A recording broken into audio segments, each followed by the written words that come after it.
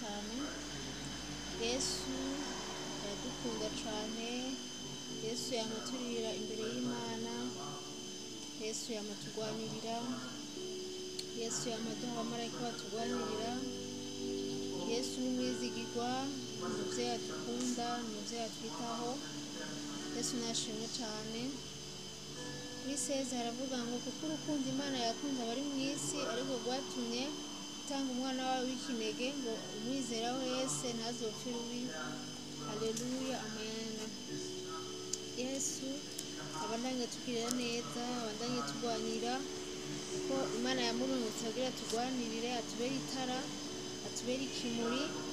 Natwe nk'abakristo nk'abamwakiriye nk'umwami n'umukiza dukwiye kumwumvira, tukumvira umumarayika wacu atugendanira, tukumva yuko dukunda baba bariho bumva badafite ababakunda. Nagomba kubatumirira yuko Kristo aradukunda, Kristo atwitayeho, Kristo ni umujenama wacu, kuko Imana itatumye umwana wayo guca urubanza abari mu isi, ariko yatumye ngo abari mu isi bakizwe nayo. Yesu nashimwe cyane. Kugira Imana itaje ku isi, Yesu ataje ku isi duca urubanza, ni naho umuntu nawe yoreka guca urubanza uwundi, tukabaho dukundanye nk'uko Kristo nawe yadukunze. Yesu nashimwe cyane. Yesu abandanye abagirira neza, abandanye abahezagira, abandanye babera itara, abandanye bamurikira. Yesu nashimwe cyane. Uwizeye ntazotsindwa n'urubanza, ariko utamwizeye aramaze gutsinda. Yesu nashimwe cyane. Uwizera Kristo nk'umwami n'umukiza, ukamwizera mu buzima bwawe, nta rubanza ruzokuzako. Ukoze icyaha ukaja imbere y'Imana ukihana, ukarondera umukozi w'Imana ukatura ibyaha byawe, Kristo azobandanya ari kumwe nawe. Kuko niwabandanya ukora ibigabitanyo byawe, ntushobore kurondera umukozi w'Imana ngo wihane, ntushobore kuja imbere y'Imana ngo wihane, ntushobore nawe nyene kubona yuko uri mu byaha. Yesu aravuga ngo urubanza rwawe rwaramaze gukatwa, urubanza rwawe rwaramaze gucibwa, urubanza rwawe ruramaze gutsindwa. Uwo muntu aramaze gutsindwa n'urubanza rwiwe. Ariko ndakwingize nk'umukristo, aho uri uhamagare mpwemu w'Imana, uhamagare Kristo, uhamagare abamarayika bawe, ushobore kumva yuko uri kumwe nabo. Ukoze icaha ufise mpwemu w'Imana muri wewe, azokugenderera kugira ati wakoze ikosa ngaha niwihane.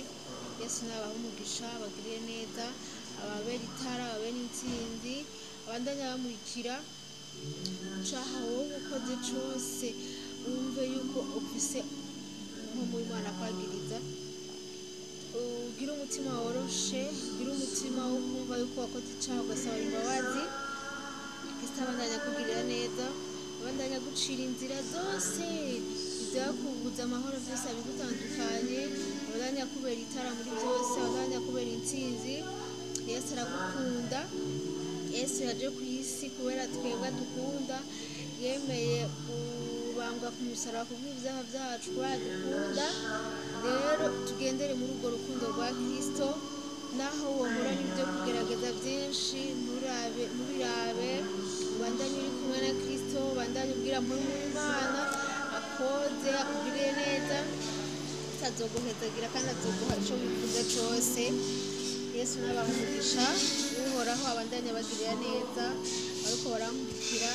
Amavuta y'Imana babeko, igikundiro c'Imana kibabeko, mwumve ko mukunzwe, mwumve ko udukunda ku isi ari Kristo. Nta mwana w'umuntu akunda uyundi, n'ibihe gusa. Kugira ubuntu ukabona umwana w'umuntu aragukunze, urashima Imana, kuko abana b'abantu baravumwe, ariko Kristo niwe wenyene mukunzi dufise kuri ino si. Yesu abandanye abagirira neza ibihe n'ibihe. Mwarahejeje cane. Amen.